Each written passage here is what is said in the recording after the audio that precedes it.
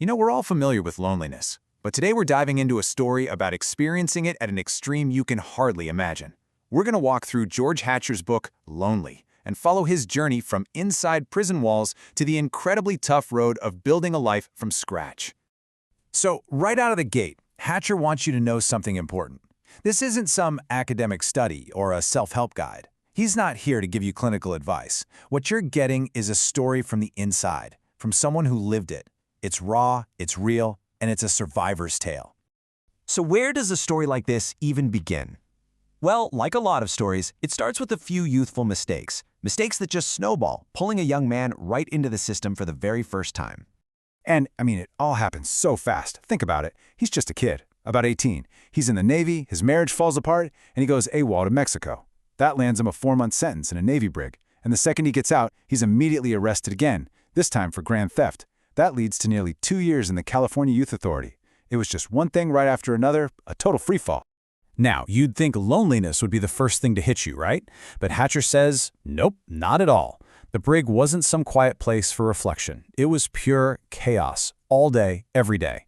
You're in survival mode. There's just no mental space to feel lonely when every single part of you is focused on just getting through to the next minute. Okay, so once that constant buzzing survival mode starts to fade a little, something else starts to creep in. This is where a much deeper, heavier kind of loneliness begins to take hold, a psychological weight that would stick with him for a long, long time. And this really gets to the heart of his whole story. What is loneliness, really? He goes way beyond just the idea of being by yourself and really digs into what that feeling is like from the inside looking out. His first big realization? It's not about the silence. Let's be real. Prison is almost never silent. There's always noise, shouting, doors clanging shut. That's not the part that gets to you. This is the part that gets to you. It's what happens in those rare moments of quiet. The silence forces you to look in the mirror, to face every bad decision, every loss, and the person you've become. There's absolutely nowhere to run from yourself. And this is such a powerful idea he brings up. He makes this huge distinction between being watched and being seen. Being watched, that was constant. Guards, other inmates, it makes you feel like an object, a problem that needs to be managed. But being seen? Wow, that's something else entirely. That's when someone actually looks past the uniform and acknowledges the human being that's still in there. And that, he says, was incredibly rare.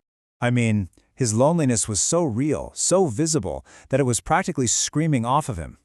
It was in how he carried himself, the look in his eyes, even the letters he was writing home. The officers reading his mail could feel his desperation so strongly, they were literally making bets on when he'd try to make a run for it.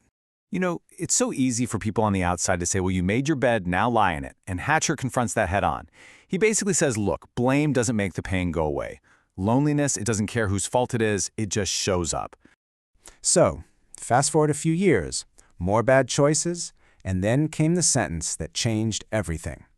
Not one of the shorter ones, but a 42-month sentence in state and federal prison for grand theft. This was the one he says finally straightened him out. This was the brick wall that finally forced him to stop, look at the wreckage, and break the cycle. All right, so you'd think getting out would be the happy ending, right? The cure for all that loneliness. But it's not that simple.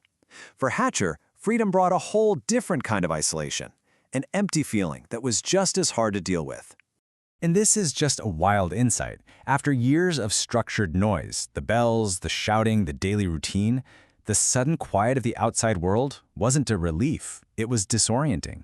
He says it felt like a void, this giant empty space where the predictable chaos of prison used to be. So after all of this, here's the definition he finally lands on, and it's a good one. Loneliness isn't just about not having people around. It's the gap between the complex, real person you are on the inside and the simple, often misunderstood version of you that everyone else sees. Okay, so how do you pull yourself out of that?